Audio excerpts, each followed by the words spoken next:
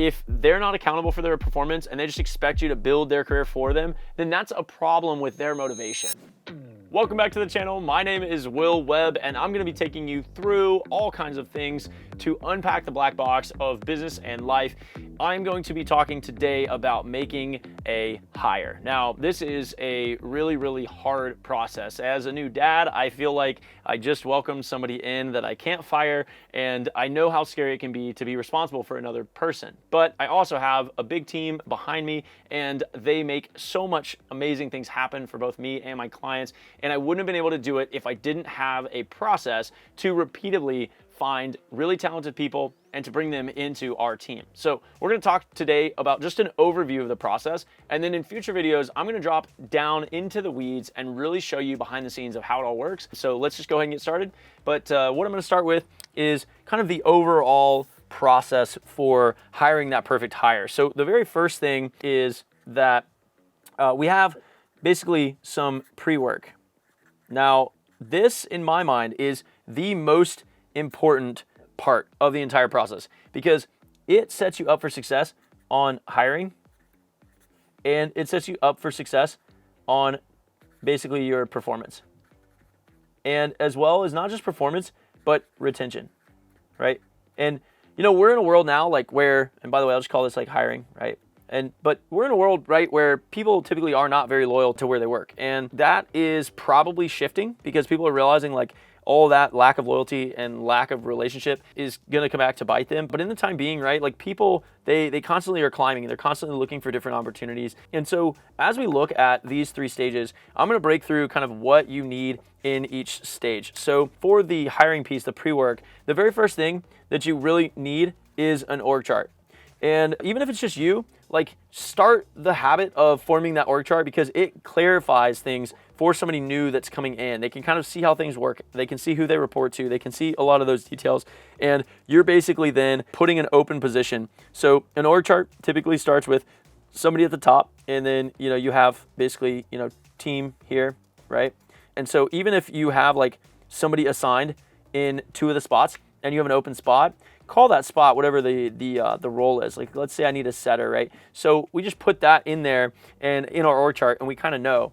Now the next piece is your job description. Now in your job description, I want to be really clear. Like a job description is not just something that you should make into a one-page, super concise bullet point thing where it says you need to use Microsoft Office. Like that's outdated, and most people don't really resonate with those kind of job descriptions. So the very first thing that you want to make sure of is you're really defining the rules for success, right? So first off, what is the role? So give a description at the top, and then the next one is what actually will they be doing? Like don't try to make it fancy. Just be genuine, be transparent about like what it is that you need them to do. And if you can't articulate that, then you probably should not go to the next stage, which is the actual hiring stage, because it will be hard for you to communicate what you're actually trying to have accomplished. And it sets both of you up for failure because you have one person who is trying to understand and interpret what you're asking for, and then you who already has an understanding deep down, but you haven't worked to polish the communication.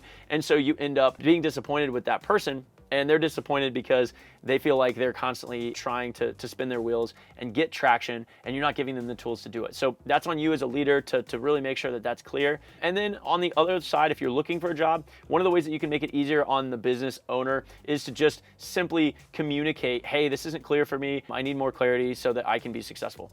The next piece here is going to be around the actual onboarding. So if you don't have an onboarding plan for 30 days, don't go to the next step. If you have it for 60 days, awesome on you. Try to push that to 90. If you know what the first 3 months of someone's hiring looks like, then it's going to show maturity on your side. It's going to make them feel a lot more confident coming into your business because now they have a map for what that 90-day period looks like. Even if they need to, which is number 4, if they even know what the KPIs are, maybe by day 90, they're supposed to be performing against those KPIs. But if they're not, then hey, no problem. Go ahead and set the expectation of when those KPIs are to be due. So some roles are significantly easier to be able to make KPIs. If you're in a sales role, then a lot of times there's a quota and there's a way for you to be measured against that. But if you're in one that is a little bit fuzzier, whether it's around efficiency or otherwise, really work hard to define those success criteria because productivity is going to create happier people. So if you are making goals that aren't aligned with the business objectives, it's going to be really hard for them to be successful. And even if it's just, hey, listen, my expectation is that you book my travel this many days in advance, that's still a measurable thing, right? I only want you to buy the tickets on Tuesdays.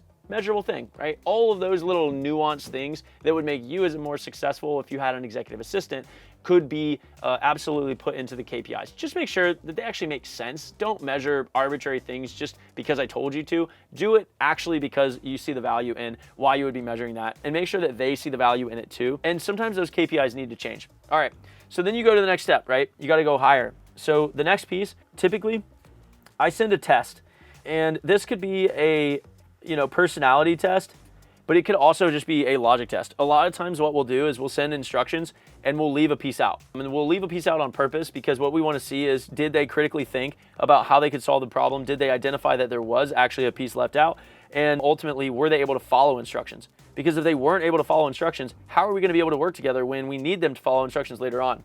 So that's the very first step, is the test of personalities. Now, the next step is the actual interview. I find that we spend a lot of time working together. So why would we not spend time out of our day to actually talk to the person, to get to know them, to understand what they're about and what their motivations are, why they're leaving the other place that they were at? If they're unemployed, why are they in that state? Is it their first job? Do they feel confident in the task? What questions do they have? All of these interview questions, which we'll get into in another video.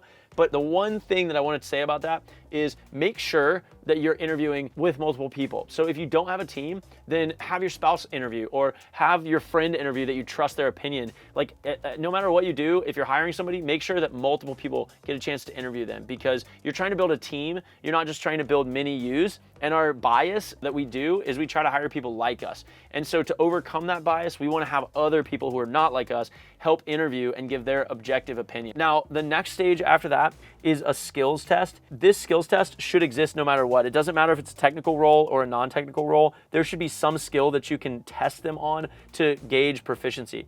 And then the final one is culture. So culture is one of those things where if they don't fit, they won't thrive. If you don't have a culture yet, then no problem. You can mark that one out for now and come back to it later. The final piece of the puzzle here is the performance and retention. So the number one thing here is, in my opinion, this should be team member led. And one of the reasons why is because, to be quite honest with you, if they're not accountable for their performance and they just expect you to build their career for them, then that's a problem with their motivation.